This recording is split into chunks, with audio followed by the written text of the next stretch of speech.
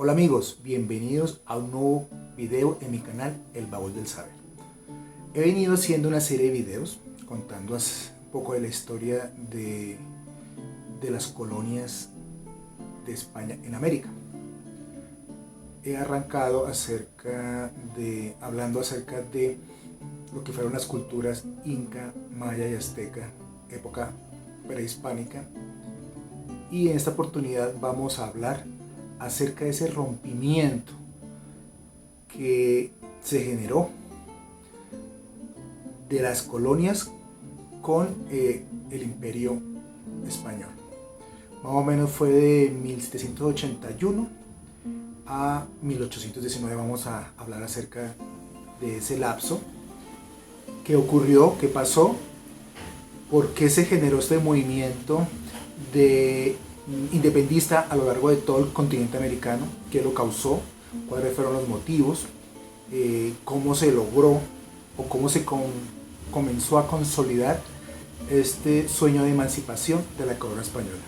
Así que amigos, acompáñenme, espero les guste esta historia que voy a contar. Y si aún no haces parte de mi canal, suscríbete y activa la campanita para que yo cuando suba un nuevo video te pueda avisar. Entonces, sin más preámbulo, comencemos. Bueno, para comenzar vamos a hablar de una situación que vivió el mundo para esa época, y fue cómo se comenzó a consolidar un pensamiento diferente al que había en su momento. Cómo el hombre se empezó a cuestionar la legitimidad de las monarquías. Y vamos a hablar exactamente de esa gasolina que impulsó no solo en Colombia y en las colonias españolas, también en lo que fue las 13 colonias al norte del continente, que eran colonias británicas, cómo se empezó a gestar ese pensamiento en el colectivo de las personas que vivían en las colonias. Y todo se generó gracias a la Ilustración, que trata de un proyecto emancipador, que trae la semilla de cuestionar la autoridad que hasta el momento estaba presente en la época que estamos hablando. Mantener un espíritu crítico desde el punto de vista del raciocinio, o sea, de pensar y no de la superstición. Recordemos que la Edad Media fue cuando salió todo este sistema del feudalismo, el sistema de castas, que es lo que caracteriza a la colonia, que más adelante hablaremos de eso, y se comenzó a cuestionar por qué el monarca que imponían en cierto territorio venía inspirado por Dios, autorizado por Dios, y que era por línea de sangre, y que eran ellos nomás, y la aristocracia, todo ese movimiento. El colectivo comienza a cuestionarse esa autoridad. Y nació desde las artes, desde la literatura, y llegó al campo político, ya que para el ciudadano de la época medieval, la superstición hacía parte de su vida diaria, como también las creencias religiosas. La religión entró a entablar un poder absoluto. Recordemos en unos videos cuando hablaba acerca de la colonización y conquista del territorio americano por parte de los españoles, cómo la religión fue un ingrediente fundamental para someter a los tres imperios del continente bajo el yugo español. Entonces, también para el ciudadano medieval el componente religioso hacía parte fundamental. Eso fue lo que cohesionó, por ejemplo, las diferentes colonias en Gran Bretaña, y lo que consolidó a esos pequeños sectores o pequeños pueblos en un solo imperio. Y así fue con el resto de Europa. Es el aglutinador de esos imperios. Uno de los ingredientes fue la religión. ¿Y cómo nace o cómo va evolucionando este pensamiento? Recordemos que el sistema, a grandes rasgos, de manera general, el sistema como estaba estratificado la época feudal, en donde a los vasallos, a los siervos, se les daba cierto territorio para que lo cultivaran, vivieran ahí, con la contraprestación de poder cultivar la tierra. Obviamente tenían que darle una parte al señor del territorio, y también una parte al monarca. También están supeditados a la protección del rey. Pues por aquello de las invasiones, porque yo estoy con usted, yo lo protejo, yo soy el rey y yo velo por su bienestar. Si hay una guerra, pues su merced tiene que ayudarme con recursos, ayudarme con hombres, con sus hijos. Entonces digamos esa era la dinámica de la época feudal, a grandes rasgos. Y comienza la sociedad a cuestionarse eso. A raíz del libro El contrato social de Jean-Jacques Rousseau, en donde él nos habla que el hombre nace libre. Antes el hombre nacía como supeditado a la voluntad del rey, que venía inspirada por Dios, obviamente. Pero no, él dice que el hombre nace libre. Y que al vivir en sociedad, lo que hace es que hay como un contacto tácito en donde él acepta cierta autoridad, él acepta, siempre y cuando hay una protección de sus derechos fundamentales. Entonces yo, por ejemplo, acepto la autoridad de cierta persona siempre y cuando esa persona me garantice ciertos derechos fundamentales. Este fue un pensamiento revolucionario, ya que transfirió la legitimidad de la autoridad en cabeza del rey a la sociedad. Bueno, y esta obra del contrato social Rousseau la comenzó a trabajar más o menos desde 1743, pero la logra consolidar y terminar en 1762. Y básicamente nos habla de eso, de la legitimidad de la autoridad y por tanto la fuente de poder de una sociedad, que radica en los individuos, no radica en la figura del rey, sino son los individuos los poseedores de ese poder. Y comienza a partir en dos ese sistema que estaba implementado desde siglos antes. Y comienza a generarse esas sinergias y esos pensamientos que permearon toda la Europa, ¿sí? Y llegaron a través de las colonias en América esos mismos pensamientos y alimentaron esa llama de ser autónomos en su territorio, autónomos en su gobierno y autónomos en cómo van a decidir el futuro de ellos mismos. Y a raíz de este nuevo pensamiento a nivel global, se generaron dos eventos históricos que incidieron en el pensamiento de las colonias españolas en América. Uno inspiró al otro y el otro inspiró al resto. El primero, como todos saben, fue la Revolución Francesa, que ocurrió más o menos el 5 de mayo de 1789, porque digamos que ese pensamiento de la Ilustración nació en Europa y más exactamente el foco fue Francia, se conoce como Francia. Luego la revolución se traslada al continente americano y motiva a la revolución de las 13 colonias, ocurrida el 4 de julio de 1812. La revolución de las 13 colonias es la revolución de los Estados Unidos. Entonces son dos hitos históricos de la humanidad que comenzaron a transformar la política global. Y estos dos movimientos inspiraron a otros movimientos. En este caso, inspiraron a todos esos movimientos que se generaron en las colonias españolas en el resto de América, donde nos comenzamos a pensar como sociedad y como individuos que podemos tener parte de esa vida política en cada uno de los territorios. También debo decir que, aparte del contrato social, pienso que uno de los insumos de Rousseau para su contrato social fue también ese movimiento de la ruptura en la parte religiosa.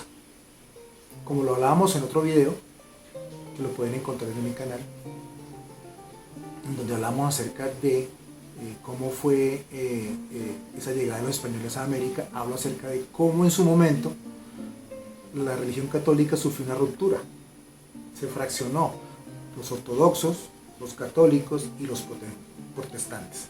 Entonces ese movimiento protestante también fue insumo o fue una gasolina para que este movimiento de Ilustración generara este cambio de ideas que abocara en lo que ya vimos de las revoluciones francesa y de las 13 colonias, y que también incidiera en las colonias españolas.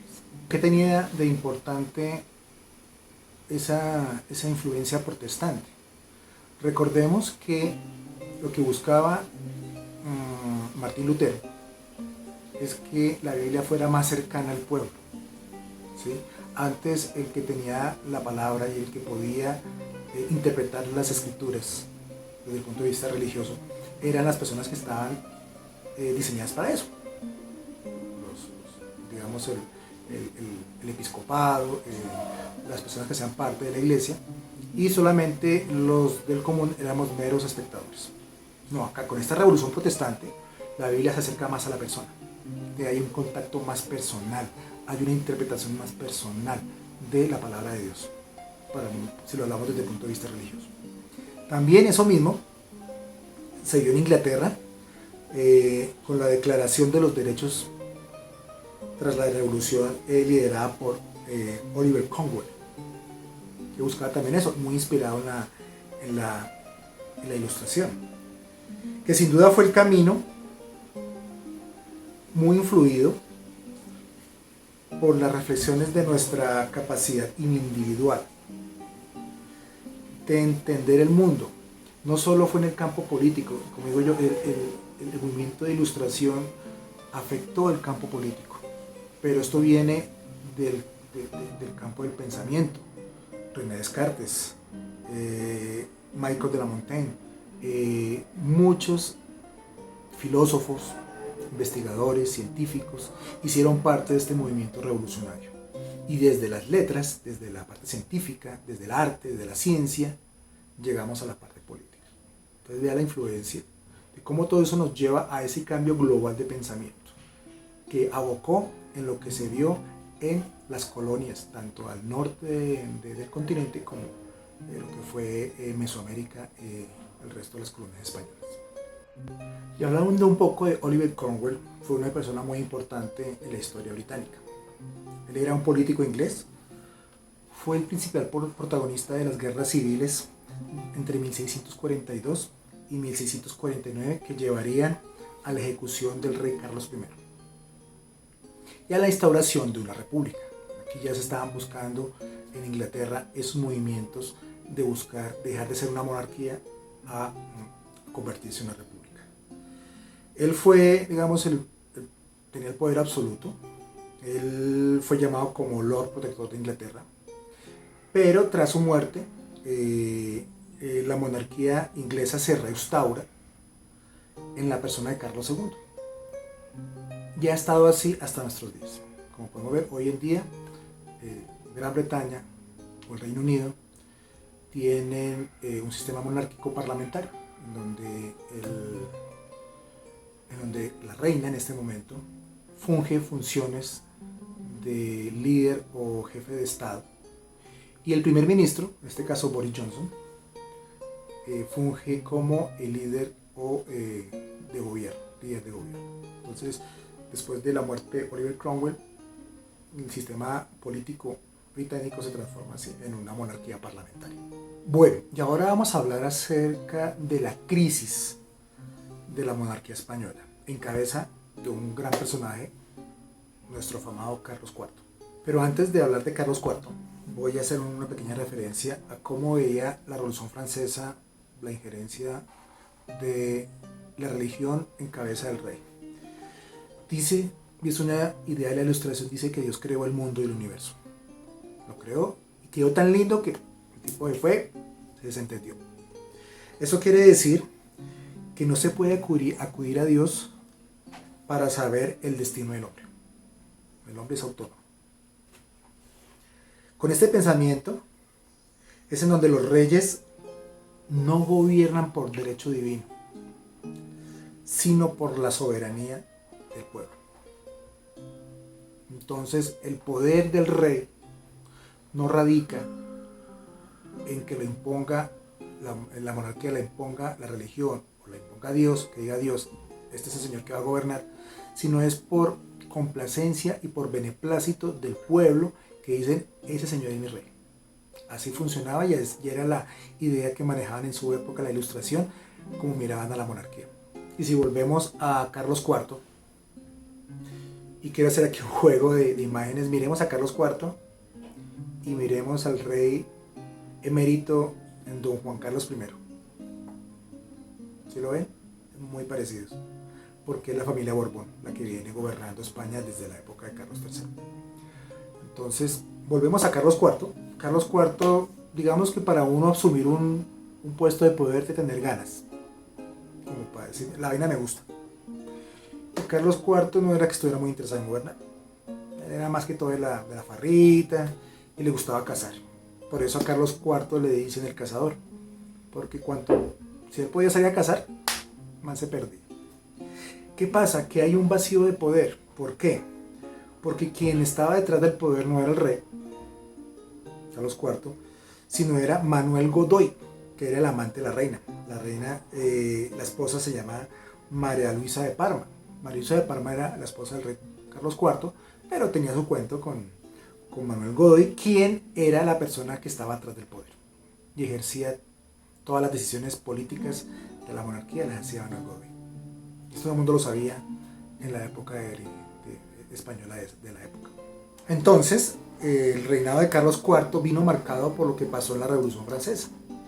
Entonces, se puso fin a esas reformas que venían desde Carlos III y se implementó un gobierno conservador y de represión, precisamente por lo que hablaba, por lo que las monarquías comenzaron a temer que les pasara lo mismo que pasó en Francia, y en vez de tratar de manejar la situación políticamente, acuden a la represión. Hoy en día también se ve eso en muchas dictaduras, por acá cerca del vecindario y en otras latitudes, en donde callan a los opositores, persiguen a los opositores, hay una represión para que no hayan esos levantamientos revolucionarios, unos levantamientos de otras formas de pensar, otras formas de gobierno. Entonces, siempre el ser humano acude a la represión para poder controlar. Y en vista de esto, el señor Godoy, que es la persona que está detrás del poder, implementa una política exterior. Entonces dice, listo, España establece lazos de amistad y establece una alianza con Francia. Vamos a hacerlo así, como política exterior. Y surgen dos tratados. Tratado Ildefonso, en donde España hace una alianza con Francia para enfrentar a los ingleses. Recuerden que el enemigo de mi enemigo es mi amigo. Entonces, como Francia e Inglaterra tenían su cuento ahí, y pues España también no estaba también ahí en esa pugna, entonces Francia y España se alían, hacen una alianza para irse en contra de la Gran Bretaña. Y después hacen otro tratado. Este mismo tratado también le sirve a Francia para poder utilizar los territorios de España para llegar a Portugal y poder invadir Portugal. Y eso es una cosa que sucede y que genera una situación en Europa que facilita la emancipación en las colonias, y la vamos a hablar ahorita en adelante. En un momento vamos a hablar de eso, de cómo esa estrategia de política exterior influye, o como dicen por ahí vulgarmente, en Colombia decimos dar papaya, dio papaya para que los movimientos de juntas en América tomaran poder en busca de la emancipación de la corona española. Entonces, al entablar esas alianzas, pues obliga a la corona española a ser partícipe en ciertos proyectos que necesitan lo que todo proyecto bélico a veces necesita: recursos financieros para poder sostener una guerra. Por más que yo esté aliado con Francia, eso demanda también por parte de los participantes que haya una inversión. Entonces, en este contexto en que estaba España, es cuando España implementa ciertas decisiones tributarias en las colonias, y fue otro factor fundamental, que aumentaron los impuestos en las colonias para poder sostener estas guerras que estaba librando España junto con Francia, contra Inglaterra y contra Portugal. Y el rey dice, pues ¿de dónde saco recursos? Pues de los demás, de las colonias. Entonces más adelante hablaremos de cómo eso influyó en los movimientos en América. Sobre todo vamos a hablar de la rebelión de los comuneros. Y una que fue primero, que fue la rebelión de Tupac Amaru en Perú. Primero fue la Tupac Amaru en Perú, vamos a hablar ahorita de eso, y después fue la de los comuneros. Fue tan importante la primera que influyó en la segunda, y fue por motivos o por una situación de impuestos en las colonias. ¿Y qué pasa luego? Entonces tenemos este miércolero en la península ibérica, en el Imperio Español, y no tenemos un rey que ostenta el poder, pero no ejerce ningún tipo de control político. Entonces recordemos que las monarquías son familiares, empiezan las pugnas familiares por el poder. Entonces hay un fraccionamiento entre Carlos IV y Fernando VII, que es su hijo, en donde Fernando VII busca apartar a su padre del poder para poder tomar el control y organizar, digamos, la casa. Pero Carlos IV, viendo esto, recordemos que España ya había tenido un tratado con Francia para poder apoyarlo en las guerras de Inglaterra y con Portugal, prestándole barcos y la parte económica. Pero con el tratado de Fontainebleau, el 27 de octubre de 1807, lo que hace Carlos IV es decir: venga, necesito que me ayude con lo que está pasando acá. Yo le colaboro con su proyecto expansionista. Recordemos que ya para esta época estaba Napoleón en el poder. Napoleón ya estaba en el poder para esa época. Entonces, Carlos IV dice: venga, hermano, necesito que usted me ayude. Yo le colaboro permitiendo que sus tropas pasen a través de España para que lleguen a Portugal, invada Portugal, y cuando usted invada Portugal, pues miramos cómo es el CBY, cómo voy yo, y nos repartimos Portugal. Pero también necesito que usted me ayude con Fernando VII, porque yo no quiero que este man se me suba y yo perder el poder. Entonces, entre esta pugna familiar, ya Fernando VII estaba tomando el control, Carlos IV acude a Napoleón, y entonces Napoleón obliga a que Fernando VII le devuelva la corona a Carlos IV, pero Carlos IV le cede el poder a Napoleón, que Napoleón coloca a su hermano José Bonaparte, o Pepe Botellas, pasó la historia con Pepe Botellas, para que ejerciera control en España. Y aquí nace un proyecto revolucionario o que estaban en contra de los mismos españoles. Al verse amenazados por los franceses, los españoles comienzan también un movimiento de resistencia a ese cambio que ejercía la familia Bonaparte o Francia en España. Napoleón tomó preso a Fernando VII, Carlos IV pues terminó en el exilio, y Napoleón implementa el poder en España y comienza esa resistencia española a el control francés. Y esto es aprovechado por las colonias, como lo vamos a ver más adelante. Y ahora vamos a pegar el salto a América. Ya vimos lo que pasó en su momento en España, qué estaba pasando en España, todas las dinámicas en Europa. Napoleón en Europa.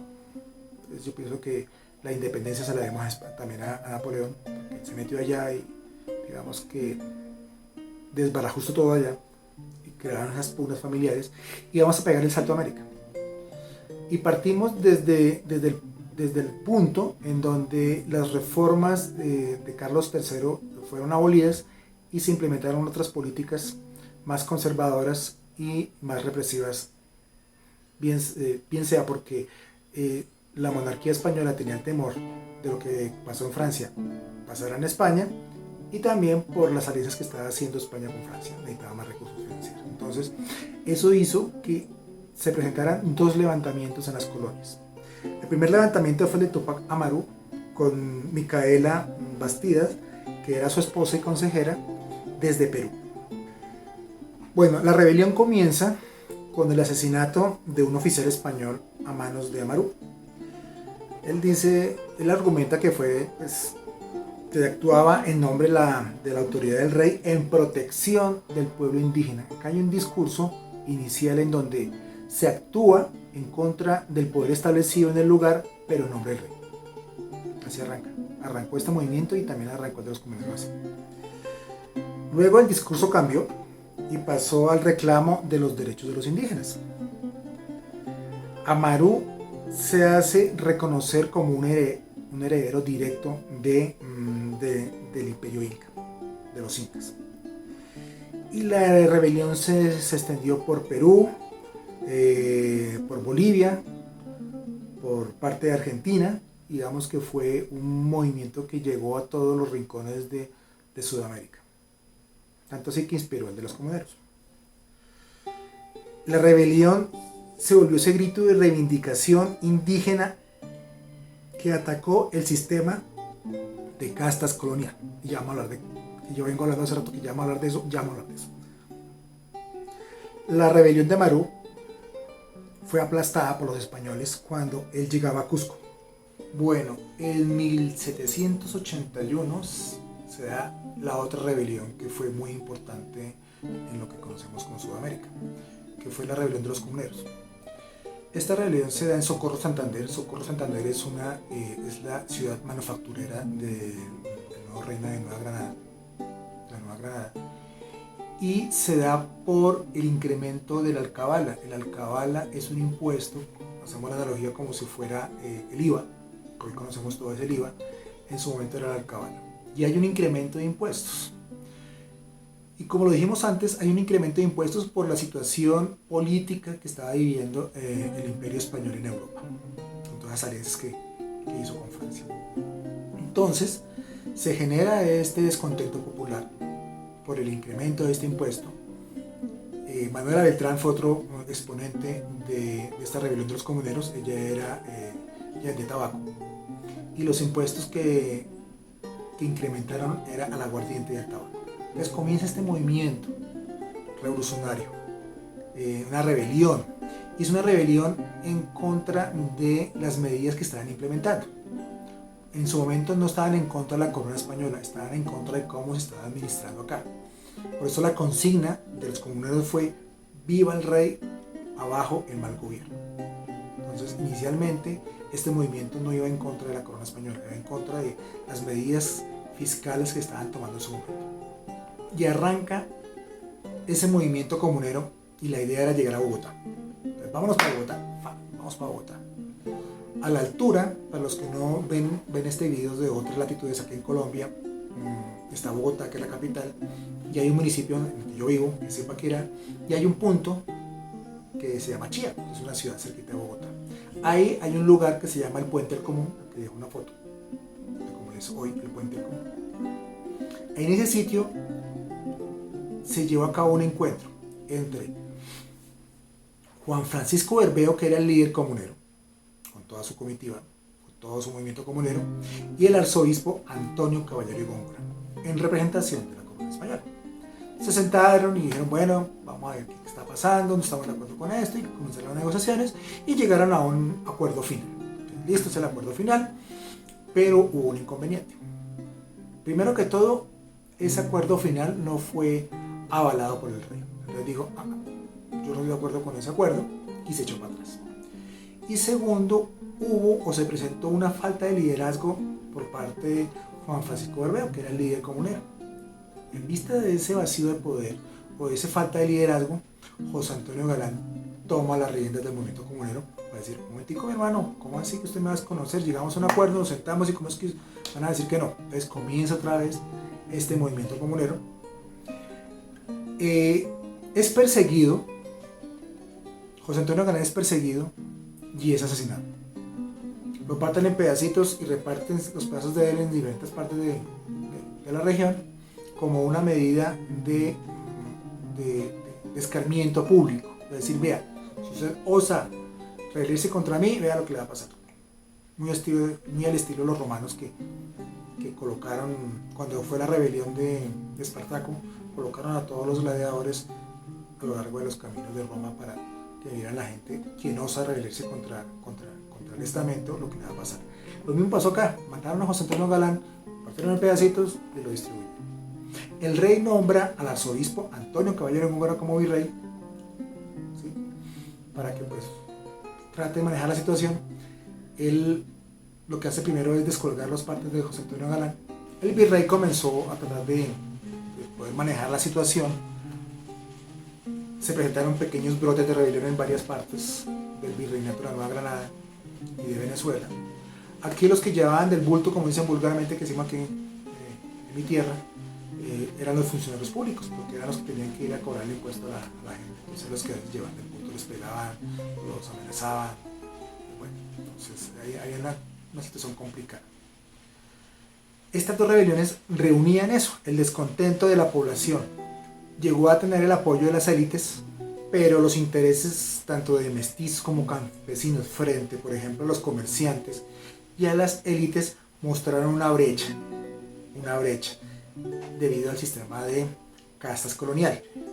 Aunque estas rebeliones fueron aplastadas con brutalidad por parte de la corona española, se evidencia la capacidad de movilidad y apoyo popular de los campesinos, artesanos y jornaleros, que es todo esta es la base de la independencia.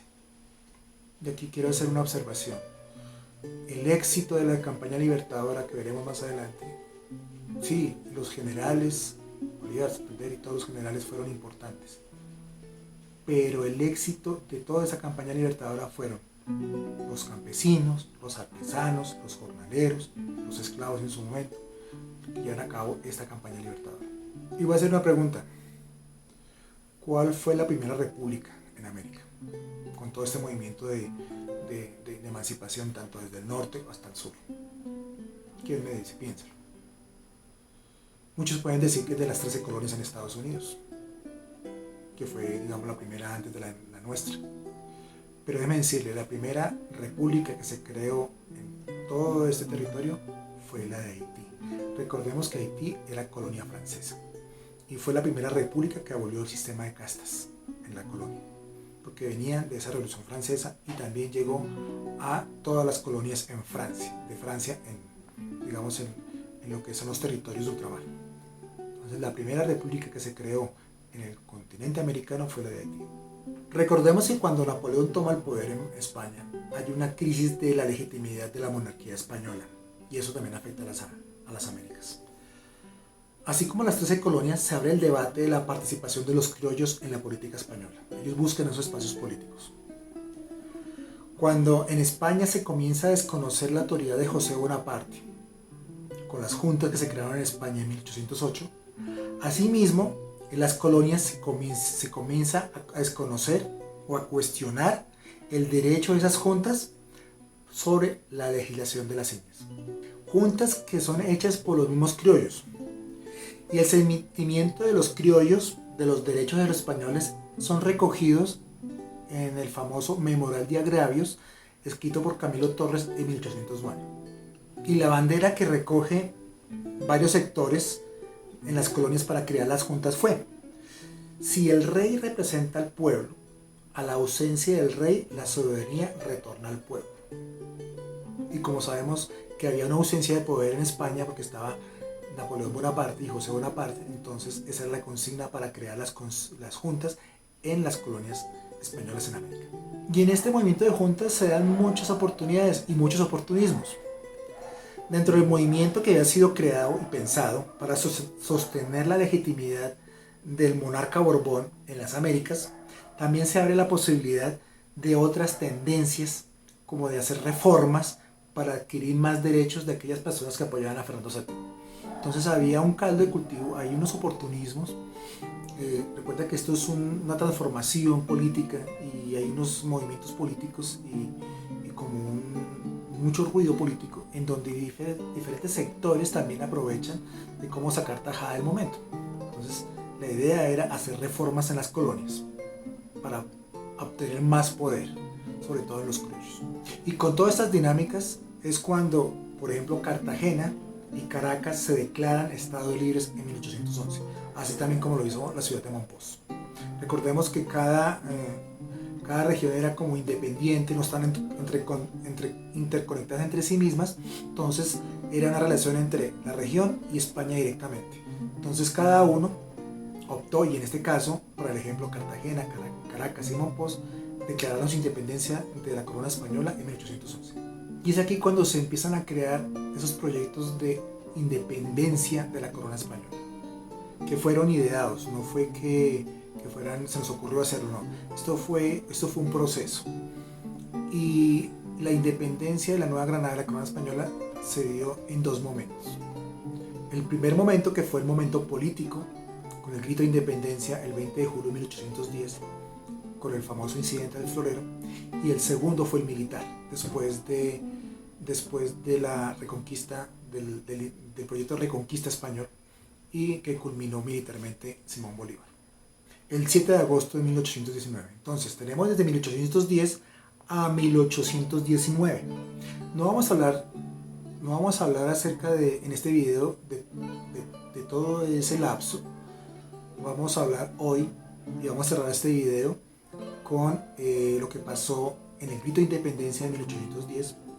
Y en otro video vamos a abordar la transición que pasó desde el grito de independencia hasta la batalla de Boyacá en 1819, en el 7 de agosto de 1819. Ese lapso lo vamos a hablar en uno o dos videos, para no hacerlo tan extenso este. Vamos a cerrar este con el incidente del Florero. En otro video vamos a hablar de la patria boba, ¿sí? Y vamos a hablar por qué le dieron esa connotación de patria boba. Y después hablaremos de la reconquista española, y después hablaremos de lo que fue la emancipación con la campaña libertadora de Bolívar, lo que logró, lo que conllevó a la independencia de la Nueva Granada, de la corona española. El incidente del Florero fue un incidente que fue planeado con tiempo, que su objetivo era buscar un cabildo abierto. Hay que provocar un movimiento de juntas, es urgente que se haga, porque es solamente la manera en donde podemos separar el poder directo de la corona y empezar un movimiento que permita un autogobierno. Por eso es que se buscaba crear, propiciar, impulsar un movimiento de juntas. Se planea desde el Observatorio Astronómico en Bogotá, y se aprovecha la visita de Antonio Villavicencio, que era un militar ecuatoriano que venía de España a traer noticias de lo que estaba ocurriendo en la península. Entonces se planea. Dice, vamos a hacerle un ágape, vamos a hacer una reunión. Un ágape es una reunión con comidita, musiquita, para recibir a Antonio Villavicencio y que el tipo nos bote el chisme de qué está pasando en España. Listo. Entonces, pero vamos a crear, esa es la excusa, pero vamos a buscar un chivo expiatorio que nos ayude, porque creo que no tenía plan B, tenía que funcionar el plan A, que no, por todo tenían un plan B. Vamos a escoger un día en donde todo el mundo esté aglomerado. Entonces escogieron un día de mercado. En la plaza de, que se conoce Plaza de Bolívar, era día de mercado. Y necesitamos un chivo expiatorio. Entonces todos conocían que había un español, un apellido Llorente, se llama el Florero de Llorente, en donde decimos, vamos y le decimos con la excusa, venga hermano, préstenos el florero para adornar un centro de mesa para atender una visita que queremos llevar a cabo a Antonio Villavicencio. Ellos estaban casi seguros de que el español se iba a oponer, porque para la época y para nadie es desconocido que habían ciertos recelos entre los españoles peninsulares y los criollos, había ciertos roces. Entonces ellos jugaban esa carta, aquel tipo iba a decir que no. Se decía que sí, tenía que pensar otra vaina, otra estrategia para poder incentivar ese movimiento de juntas. Pero afortunadamente ellos fueron hasta allá, dijeron, venga hermano, que este no es el florero, y el tipo les dijo que no. Entonces como el tipo les dijo que no, armaron severo zafarrancho, armaron el show, salieron a la plaza de mercado a hacer arengas en contra de los españoles que desconocían o que no querían a los criollos. Y es cuando sale Camilo Torres y Jorge Tadeo Lozano a dar el grito de independencia y armar un disturbio. Y comienza este movimiento, el pueblo se enardece con ese malestar y con el show que estamos armando. Entonces el virrey del momento, Amari Borbón, veía que la vaina le estaba saliendo de control. Entonces intentó decir, bueno, vamos a ver cómo podemos manejar esta vaina. Entonces, ¿por qué? Porque la guardia era escasa. Recordemos que los efectivos españoles o la guardia española o el ejército español era escaso.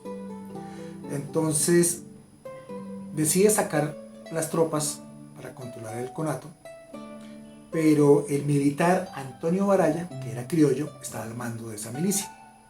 Y él dice, yo no voy a sacar ejército, vamos a sacar la milicia, y por el contrario pone la milicia al servicio de ese movimiento de juntas.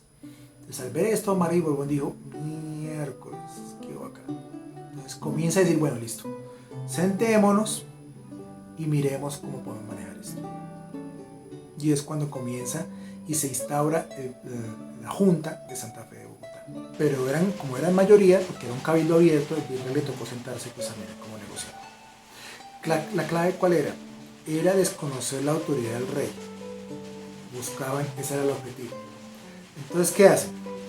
Como está la milicia a favor de ellos, como ahora tenemos la Junta, y la Junta de Santa Fe de Bogotá, una de las más importantes en el virreinato de la Nueva Granada, reunido el cabildo, se elige una Junta Suprema de Gobierno, la que se va a encargar. ¿Eso qué quiere decir? Que el virrey sale. Entonces el virrey es puesto preso y después lo despachan para España.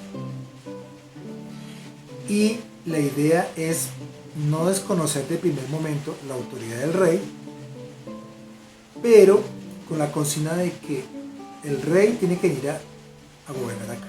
Pero como sabemos que el rey está preso, hablábamos de que a la ausencia del rey, la soberanía pasaba al pueblo. Entonces, con esa estrategia, la idea era empezar a declararse independiente de la corona española, que los criollos y los que estaban en las colonias asumían su propio liderazgo, asumían su propio autogobierno, desconociendo ya la autoridad del rey. Y ya para ir cerrando este video, quiero también hacer referencia a otro personaje que yo admiro mucho, que es Jaime Garzón.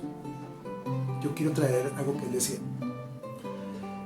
y es cuando él habla de esa identidad que nos hace colombianos. ¿Por qué? Porque él habla de que nosotros no tenemos una identidad propia, no tenemos una identidad que nos caracterice. Él decía que, por ejemplo, los ricos se creen ingleses, los de clase media se creen gringos, los intelectuales se creen franceses y los pobres se creen mexicanos. O sea, no hay una identidad que cohesione el ser colombiano. Que los colombianos tienen una actitud cómoda ante la vida. ¿Eso qué quiere decir? Que el colombiano, si no me afecta a mí, no tengo por qué yo sentirme afectado, desde que no me afecte, desde que no me afecte mi status quo. No tiene, o sea, de puertas para allá, de puertas para acá sí me afecta, sí, de puertas para allá no. Tenemos una posición cómoda de ver la vida. Que somos pesimistas. Y ustedes pueden ver, hablen con sus familiares, amigos. Es que este gobierno, es que votan los mismos, es que siempre suben, es que pasa lo mismo, o sea, siempre lo mismo. Es un pesimismo que te llevamos a cuestas. Y eso es lo que nos hace progresar y hacer un cambio fundamental. Él decía que decir que el país está en crisis es una redundancia. Está en crisis desde la época de la colonia, desde que somos nación, hasta hoy en día. Colombia siempre se ha caracterizado por estar siempre en crisis. Porque nosotros no hemos sabido ponernos de acuerdo. Porque hay intereses personales que afectan los intereses de las demás personas. Hay egos, hay ambiciones que no hacen que todos jalemos para el mismo lado. Entonces eso retrasa el progreso, eso nos retrasa como nación y eso ha generado los problemas que hoy en día tenemos. También está gran parte, no digo el problema, pero gran parte de la situación está en la educación. A los jóvenes, y por eso yo hago estos videos, haciendo eco de palabras como Diana Uribe, de Jaime Garzón, de otros que yo sigo en redes sociales que hablan de historia, hablan de todo lo que está pasando. No nos enseñan para pensar, no nos enseñan para ser críticos, no nos enseñan para tomar buenas decisiones. Y también yo pienso que y eso es una opinión personal, uno de los problemas que tiene Colombia en este momento es su sistema educativo. Entonces, ya para terminar, no tenemos un reconocimiento de nuestra propia identidad. Tenemos que nosotros empezar a recobrar eso que nos hace colombianos, tomar buenas decisiones, echar todos para el mismo lado. No tenemos esa conciencia colectiva. tenemos una conciencia cómoda, individual, somos muy individualistas y eso nos está matando. Eso nos está matando, y si no tenemos un cambio de conciencia real, consciente, de corazón, vamos a seguir en la misma situación una y otra vez, como la rueda del ratón. Volvemos al mismo sitio. Tenemos que cambiar, romper esa rueda y hacer un cambio. Y los cambios se hacen desde el punto de vista político. Mucha gente dice, es que a mí la política no me gusta. El ser humano es un ser político.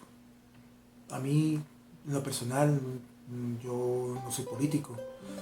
Me gusta estudiar los temas políticos, los sistemas históricos, pero yo sí estoy convencido de que todas las decisiones que nosotros tomamos que afectan mi entorno, mi familia, mi comunidad y el país, se deben hacer desde el punto de vista político. Entonces es porque tenemos que saber a quiénes elegimos, saber a quiénes nos representan, para que ellos gobiernen por el beneficio de todos, no de unos pocos, y que este país que es tan rico, este país muy rico, es envidia de muchos países, pueda ser algún día potencia y ser un país desarrollado como todos soñamos. Bueno, amigos, y ya con este video me demoré un poquito haciéndolo para poder cerrar este video, pues por temas de trabajo. Hasta ahorita logré cerrarlo. Espero les haya gustado esta historia que les acabo de contar. Pueden ver en mi canal muchas más historias acerca de temas históricos que ya tengo en mi canal y que estaré alimentando. Me encuentro, como pueden ver, en el Puente del Común. Ahorita hago una toma panorámica en donde se firmaron las capitulaciones de Zipaquirá, que es en donde el arzobispo Caballero y Góngora se reunió con ese movimiento de insurrección que venía de Socorro Santander, llamado Los Comuneros, y aquí en este punto entablaron o firmaron, aunque el arzobispo no lo firmó fue el alcalde de la época, Glavis, y el oidor Vasco, fueron los que firmaron ese documento, lo que se llama las capitulaciones de Zipaquirá, y con eso fue un obstáculo, porque ya después, como ya lo dije en el video, el rey desconoció ese acuerdo. Entonces me encuentro aquí en el Puente del Común. Voy a cambiar un momentico, les voy a dar una toma panorámica. Esta toma panorámica, si apuntamos hacia allá, se encuentra la ciudad de Bogotá. Aquí el Puente del Común es atravesado por debajo por el río Bogotá. Aquí el río Bogotá todavía no está decente, no está contaminado, ya más adelante pierde esa esencia de limpio. Entonces hacia allá tenemos a Bogotá. Si nos vamos hacia la izquierda, hacia mi izquierda, allá tenemos al fondo, se ve un castillo, se llama el Castillo Marroquí, y allá se llega a la ciudad de Briceño, y continuamos acá por la carretera, aquí en el Puente del Común. Si caminamos hacia allá, encontraremos, aquí está la Universidad de La Sabana, más adelante está Chía, y por ahí se llega a Cajicá y a Zipaquirá. Bueno, amigos, no me resta más sino de agradecerles por la paciencia y por haberse tomado el tiempo de ver este video. Espero les guste. Si aún no han seguido mi canal, suscríbanse y activen la campanita para que cuando yo suba cualquier material, en cualquier momento, este se pueda ser avisado. Nos veremos en otra oportunidad y en los lazos de la historia. Chao, amigos.